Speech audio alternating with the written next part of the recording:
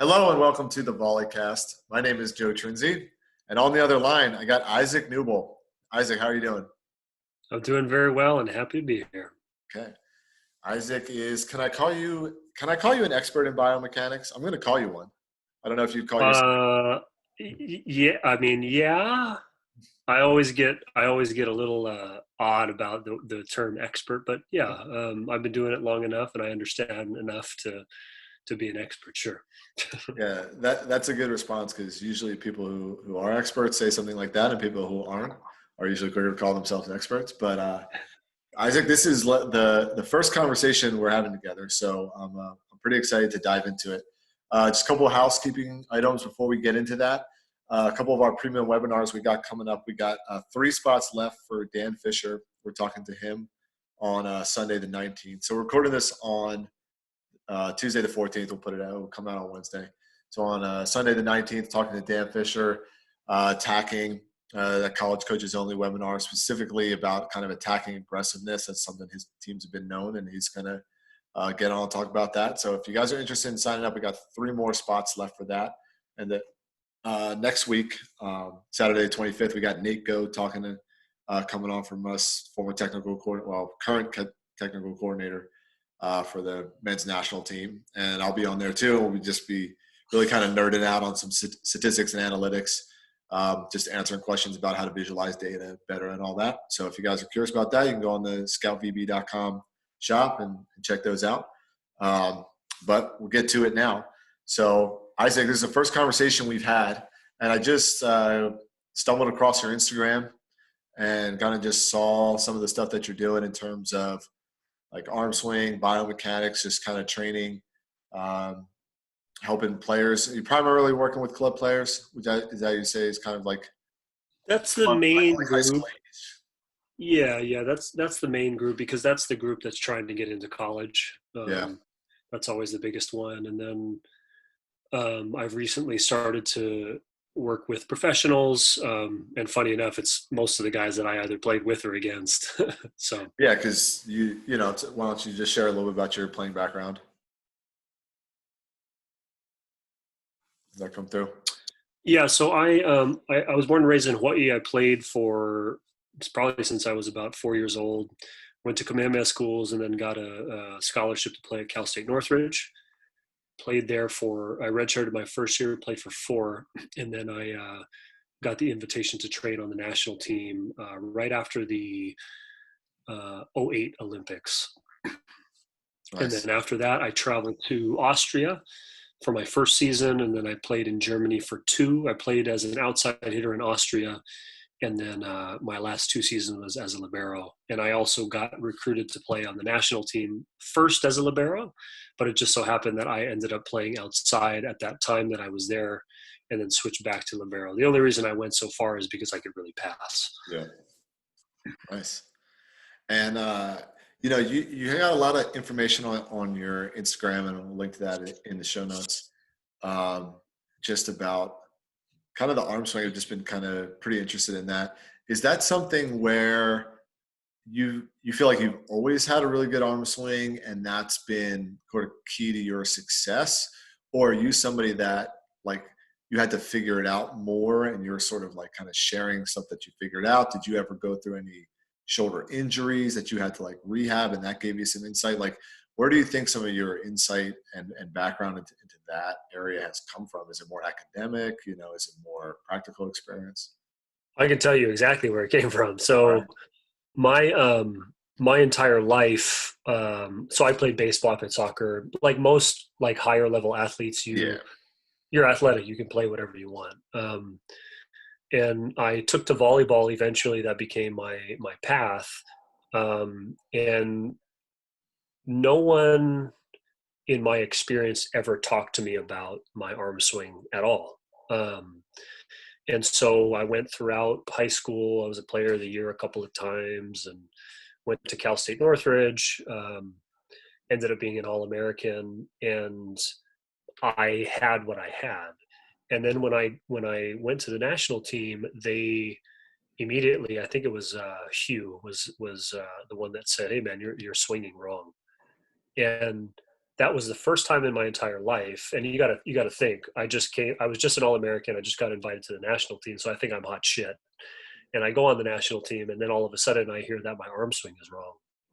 And so the interesting thing was that my education was in exercise science. But like, your own education in college, you don't really know it until you really have to use it and internalize it. And so when he told me that, what ended up happening, what I had realized eventually over time, was I was an arm driven hitter. So like most people that don't really understand this stuff, because the swinging motion is probably one of the most counterintuitive out there. Most people, especially the people that I see and that I train, like Theo Brunner, who I helped out, that plays on the FIVB and the AVP. Most people think that force is going to be driven from the muscles in the shoulder joint. So like if you use the body as like a car example, the shoulders are your tires, the torso is your engine. But unfortunately, because it's so counterintuitive, most athletes like myself, I shouldn't say most, probably there's probably about I would say a third that think that the shoulder is the engine. And so I was an arm driven person, and you got to think again, I had a lot of success, and um, until it was said to me, and then I went through the process of actually trying to break it down. That's when I had to internalize my own education and figure out what the hell was happening. And so I went from being a shoulder driven person to we call it in biomechanics, an eccentrically loaded athlete. So instead of pushing or concentrically pushing your arm at the ball, you're actually using the elastic properties of your muscles, not the contractile ones, not the shortening ones. You're using them elastically to kind of load your slingshot, and then you just let it go. But again, because it's so counterintuitive, it's hard for most people, and it was hard for me as well. I'm interested to hear how that process went of you being, you had to be what, 22, 23 years old, and making that arm swing change, because we were talking about this a little bit before we started recording, and then you started answering, okay, so all right, we got to turn the recording on and hear about this, because I think the dominant trend that I tend to hear from a lot of coaches is they don't want to mess with an arm swing, especially, I mean, a lot of coaches feel like, oh, even a freshman in college, I don't want to mess with their arm swing too much, or, like they're just, I think, and maybe it comes from a place of not totally understanding the biomechanics. But I think a lot of coaches are afraid to tinker with the shoulder, because it's like, well, am I going to lead some to injury? How long did it take before you felt like you made that change from this concentric to eccentric change? Well, when I was training on the national team, at that time we were training once a day, and just because I wanted to fix whatever I had, I would go in after lunchtime with any setter that would come along with me. Yeah. And so, and the coaches at that time, Hugh would come every once in a while, but it was Ron Larson and Jamie Morrison who were with me a lot, because they saw that I was struggling and I really wanted to change, and I was willing to put in the work as long as somebody would help me. The interesting part was that, again, because I had the educational background, but you don't ever really put it together with what you're doing, which is hilarious, right? It's like, if I would have known, or if I would have used any of the principles that I would have learned, I could have actually changed quicker. So anyway, it was a process by which I had to understand rotation first, right? I was a piker, and I was a shoulder driven, a contractile driven athlete. And that worked for me, right? I mean, I still played at a high level. But when we started to actually break it down, one of the first things that was said to me was, your sequencing is wrong. And so again, a 23-year-old athlete is like, what the hell are you telling me? And so I didn't really understand. And then as I started to work a little bit more, sometimes he would come in, he talked about more about rotation. And then Ron and Jamie were there.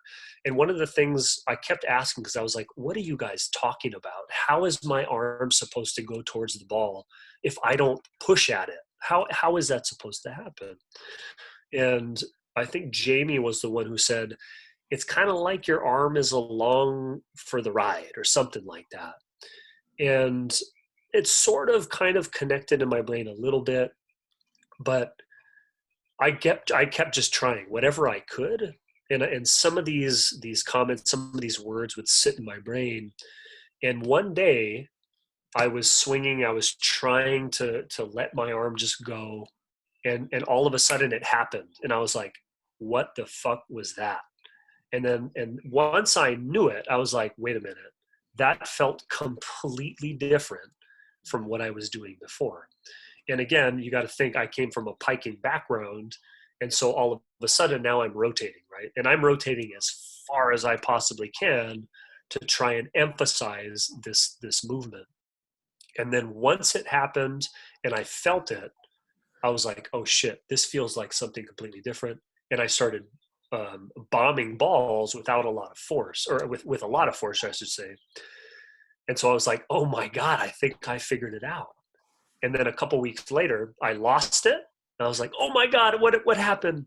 And then I found it again. And then from then on, it stuck. And then because I've been doing this, been training athletes, and then basically that led me on the path of learning, continuing my own education with scientific literature with the arm swing and connecting all the dots. And so now I have such a good hold of what's going on. That's why so many athletes come to me for this particular thing, because it's funny that you had mentioned college coaches, even college coaches, right? They're like, oh, I don't want to mess with it. It's like, I look at anyone, I'm like, I can fix you or I can help you in many, many ways. But it's not, I think, as you said, it's not necessarily they don't want to help, but they don't really know how to help. You know, I mean, this is a very niche thing that I do, and I'm very good at it. And that's like the first time in my life I could say I'm good at anything in volleyball. It's hard for me to say even in my career that I was good, but I'm very good at this thing because I had to internalize it, I had to change it, and I have to teach it. So those three combined, it's like, well, I get good at this, you know. Yeah, and you got some pretty cool videos on your Instagram of players that you've worked with that have made a change, and you can see just a little bit about exactly what you're talking about when the arm swing, you know. And I don't want to put words in your mouth, so just kind of talk to us about some of the visual cues that a coach would see if somebody is going to have this pushing arm swing versus somebody has this eccentrically loaded arm swing. So it's interesting. I've been doing a lot of arm swing seminars with clubs. I try to help club directors and coaches understand this stuff a little bit more. You have to be good at one is reading it or seeing what's happening, but you have to have some basic knowledge of muscle physiology. If you don't know that, it's hard for anybody. Funny enough, the coach maybe have swung wrong their entire lives, and they don't even know it, right? And so, just like when you're looking at it visually, anytime you're seeing someone that is shoulder driven, you're not going to see as much range of motion. So we talk a lot about internal and external rotation at the shoulder joint. And then when you're looking at what's going on with the forearm, so like the forearm and the elbow are the things that you look at, and you look at the position of those things in relation to the back of the head. And so usually if the forearm and the elbow don't go very far behind the head, there's not a big gap there, usually, not always, but usually, you know that they're cocking the arm back, but instead of actually letting the forearm take the weight of the shoulder and rotate it really far and stretch all of the internal rotators, they immediately push and force it forward, again because it's a counterintuitive motion. You're trying to hit an object with a lot of force, and usually, like most people, even like terrible boxers, they would throw from where? The shoulder joint. Good boxers aren't going to throw from the shoulder joint. They're throwing from the body. And so all of these things, whether it's boxing, golf, volleyball, baseball, football, they all work off of the same principles. But again, getting back to your point, visually, you're going to see how the elbow and forearm move behind the head, and you're also going to see how the forearm actually rotates. So again, most people that let the shoulder go, or they let those elastic properties of the muscles take over, the forearm will actually go at the very least to horizontal to the ground. For some people that have a lot of range of motion, sometimes you'll see the forearm even at perpendicular to the ground. But that's how you know that they're letting the arm go, right? There's not a forceful pushing action. That's the other thing that you try to read. If you look at the shoulder and you actually see a jarring motion, usually you know right away, oh, the kid's pushing at the volleyball.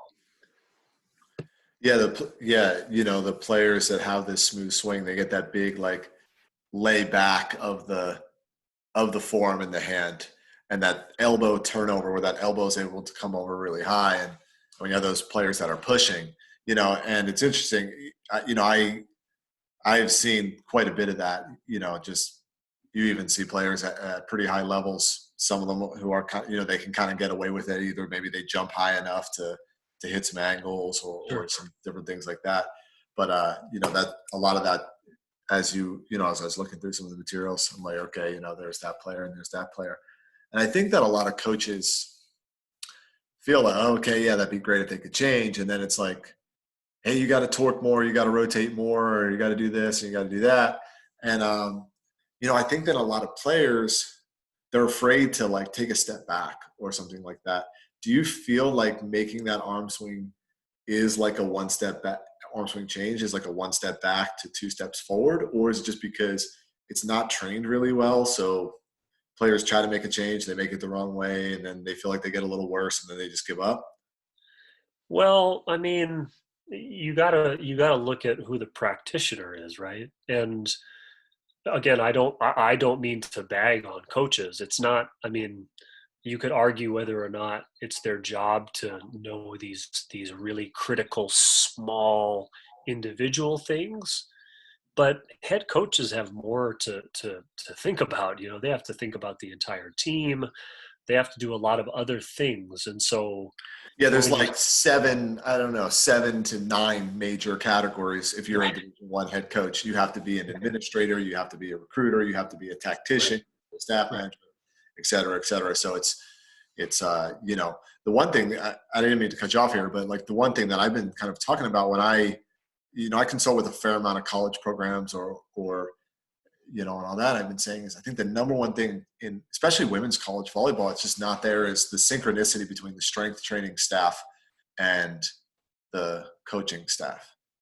And it's what I was saying from you is like because you kind of have this private practice, you're directly integrating the quote unquote strength work with the applied stuff on the court, you know?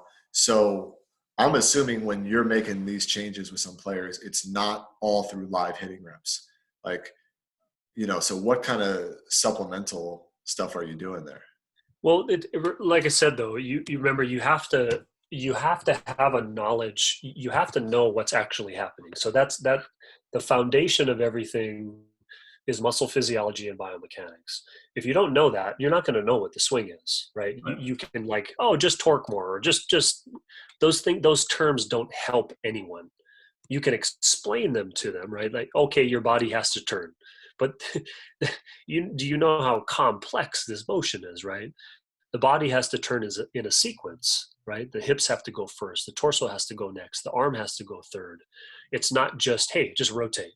Now, again, sometimes those phrases can help, but what I've found, and I've probably done, I don't know, at this point, 12, maybe over 12,000 private lessons. You could imagine with somebody that is like, I tend to believe that I critically think, I have seen almost everything under the sun. And remember, because I came from a shoulder driven background, I had to go through the process of breaking it down.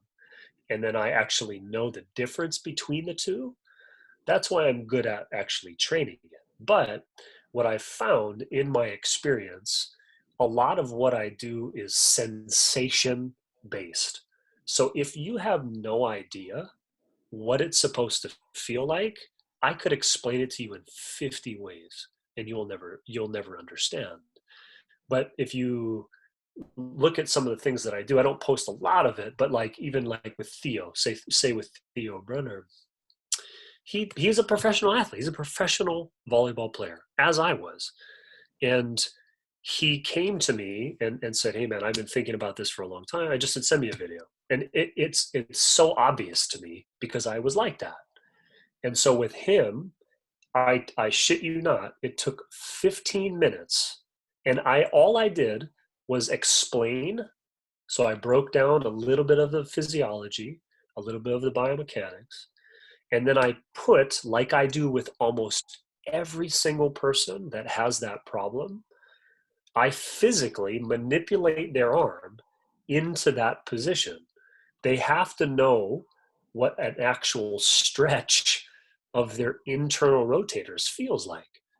Like I said, because I was an arm driven person, never once, I can tell you from experience, I felt no stretch. There was a huge push, a jarring motion, a push from my shoulder that, yeah, I could hit hard, but not as hard as I could when I actually relaxed. And so most of the, like I said, most of the things that I do, I just help people understand, hey, what do you feel right now? And they usually say, oh, I feel a stretch, because people can, that's a reference for somebody. You know what a stretch feels like. Most people will know what that feels like. And so when you present that information like that, then all of a sudden they're like, oh shit, yeah, I know what a stretch feels like. And then you have to tie the two together. And sometimes it takes me literally kind of throwing or rotating their forearm backwards just to help them through the motion. Now, yeah, again, it's very, very complex, but if you have no feeling, no reference, it will never change. Very, very hard.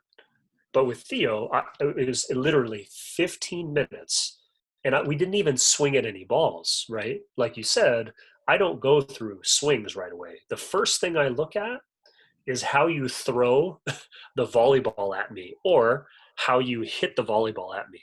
I can tell within a swing, literally within a swing, whether or not you're pushing or letting your arm go.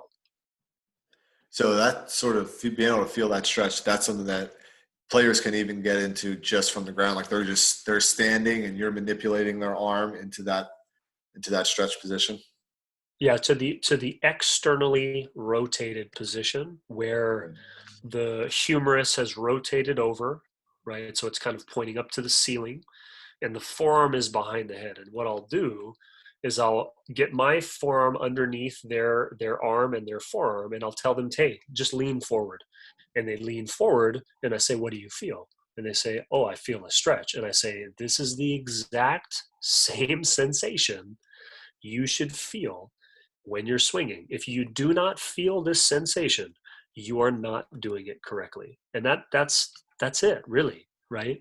Now, again, you have to know what it looks like.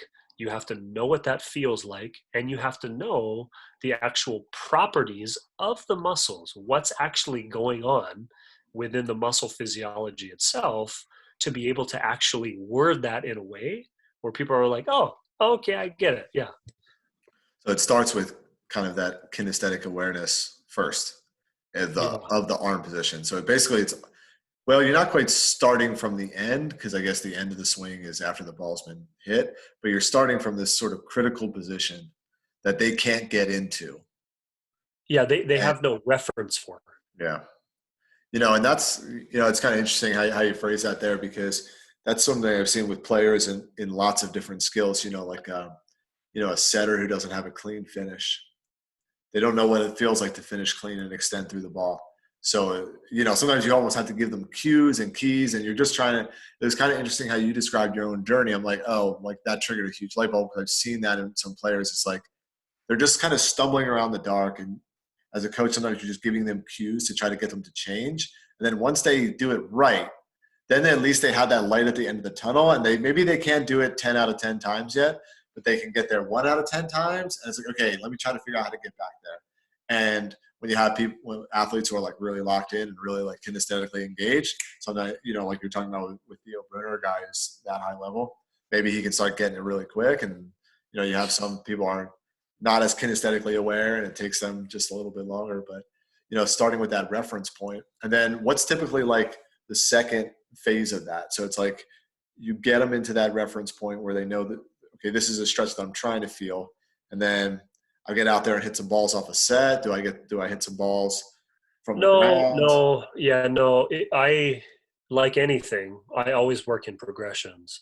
And the interesting thing was, I forget who it was, but somebody was like, oh, motor learning says that you have to just do the motion, and if you don't do the motion, it doesn't translate, or something like that. And I am a science-based person, but I can tell you from experience, I've changed literally hundreds of arms. I'm good at this stuff. Yeah. If you cannot do it on the ground, you will never do it in the air, because it gets infinitely more complex as you go to the air. And that's where most of the problems occur. Now, like I said, everyone is different. I may start with somewhere else, right? You as a coach, right? This is not just science, it's art as well, right? It's also psychology.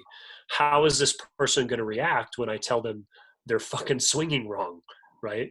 How can I word this in a way that will make them feel trustworthy of what I'm doing, what I'm telling them, and that they're actually going to be better on the other end? Because if you say something like, "Oh, you're swinging wrong," I've done that when I first started, and you can see, like, psychologically, just breakdowns. And immediately, because I'm very visual, and I usually am looking and trying to read what's happening, I was like, holy shit, I got to stop doing that.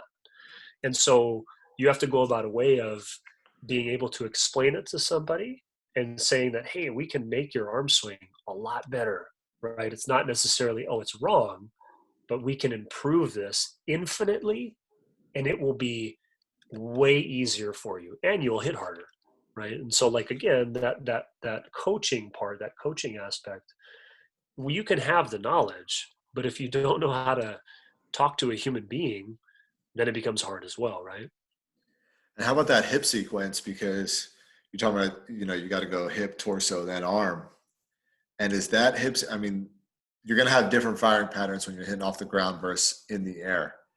So when you're hitting, but the interesting part, though, is that you should have the same firing patterns. They're no different than they would be on the ground and in the air. And that's something that, like I said, people don't understand. They don't even understand that the volleyball swing is an overhead throwing motion. Holy shit.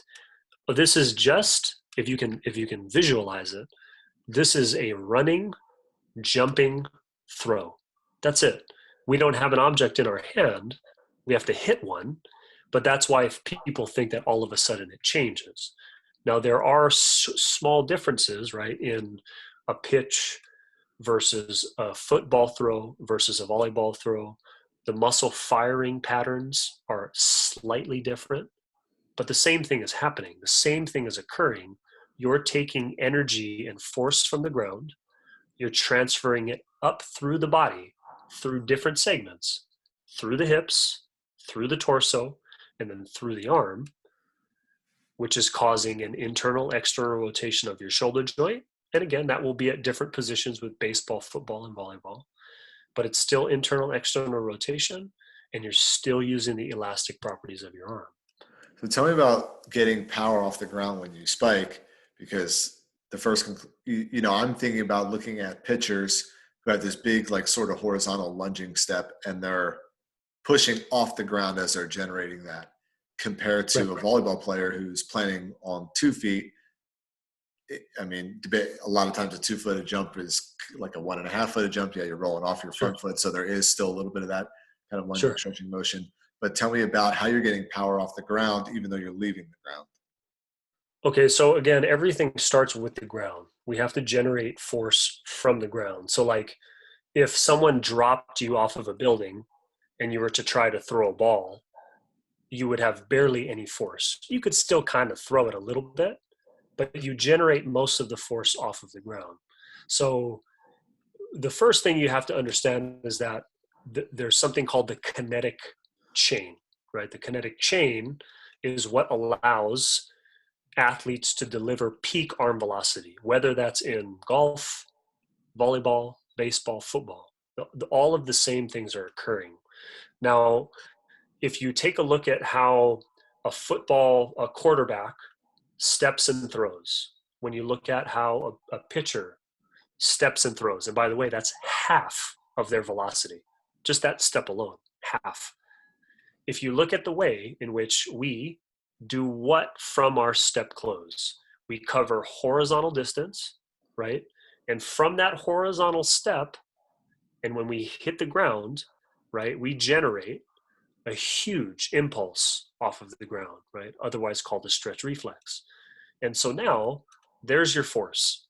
You've generated the force because of that extremely forceful push or explosion, the step close into the counter movement jump. So once you've generated that force, it's like a ball of energy, right? Now, what are you going to do with this ball of energy? If you're a high level athlete, that ball of energy is going to move up in a sequence, like we just talked about, the kinetic chain. They'll rotate their hips first because they're rotating or squeezing the glute muscle. If they're right-handed, it should be their right glute. So that rips their torso, or I'm sorry, their hips forward. Now, what does that leave still open? It leaves the torso open. So now the torso is lagging behind the rotated hips. What does that give you? It gives you an eccentric loading of the obliques, or in general, the core musculature, right? So anytime a muscle is eccentrically loaded, it's like a rubber band. You've just stretched the rubber band, and now I have a ton of energy. So that's the second phase, right? Your torso violently rotates forward. And that's usually where, again, a lot of that velocity is generated.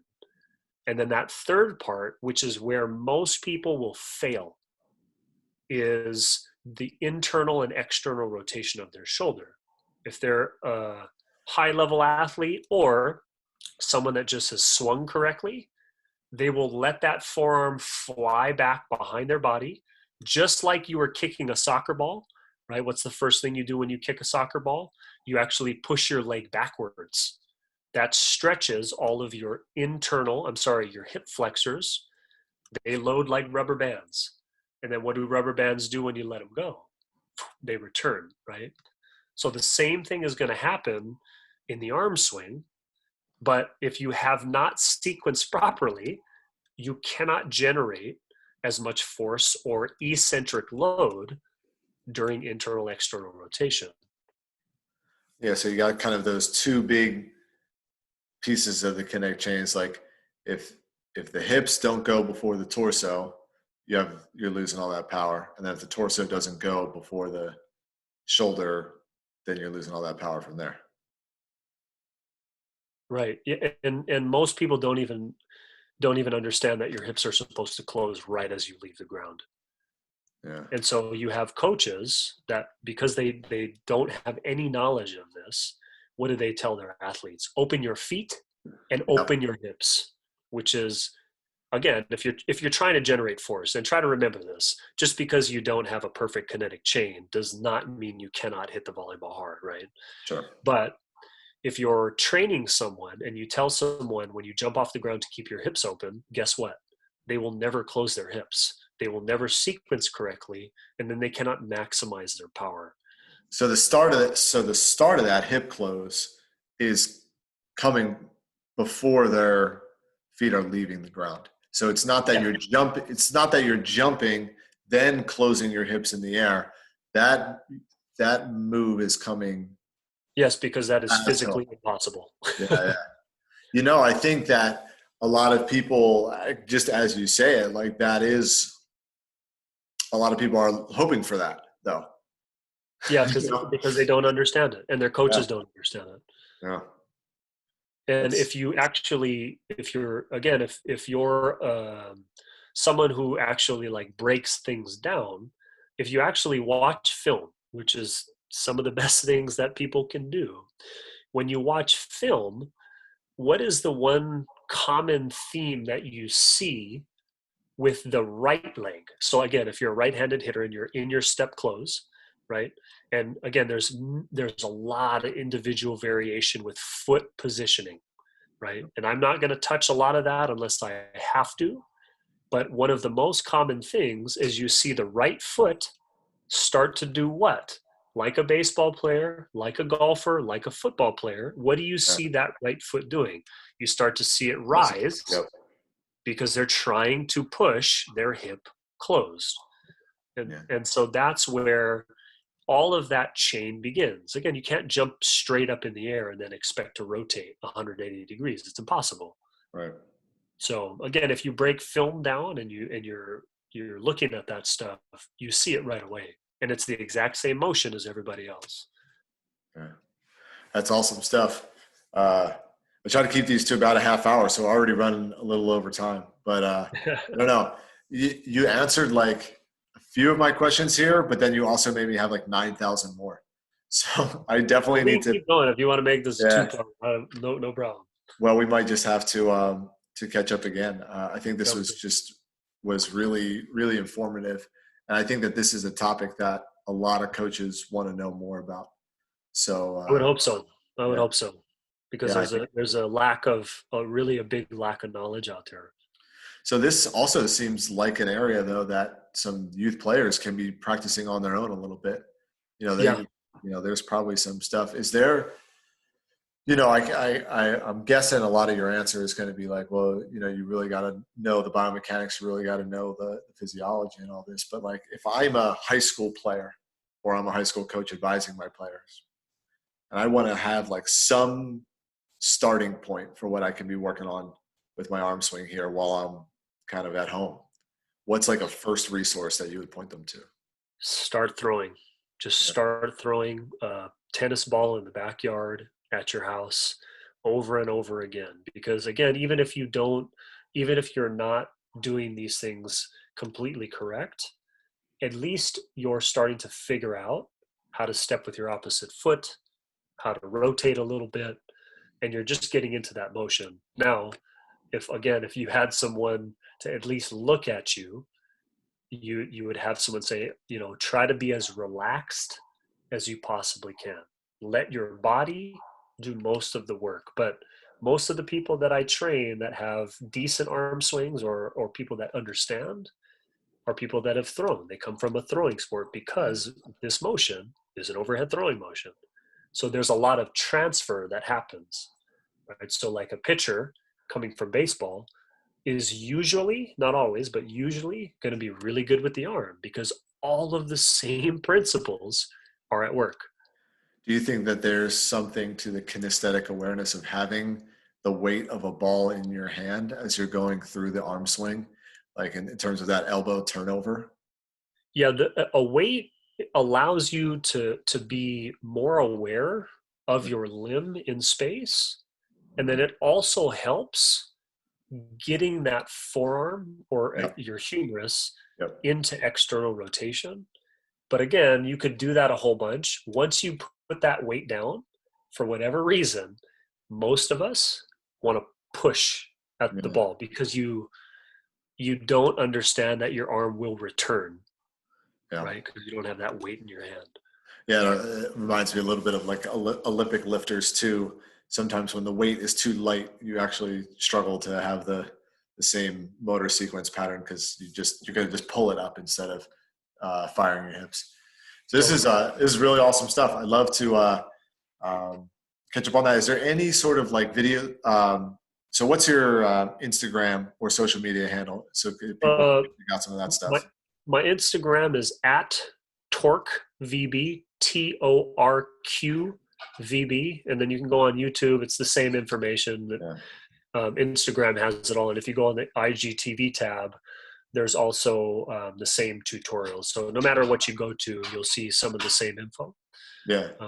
It's crazy. I definitely got something out of looking at that stuff. And so I think a lot of people would start there. And if anybody has some questions, and I think this is a topic that people are going to have questions about, obviously you can message Isaac, but if you want to tweet, you tweet at the Volleycast and any questions, and maybe we'll put together a few of those, and we'll have a part 2 in a week or two, and get you back down there and drop some more knowledge.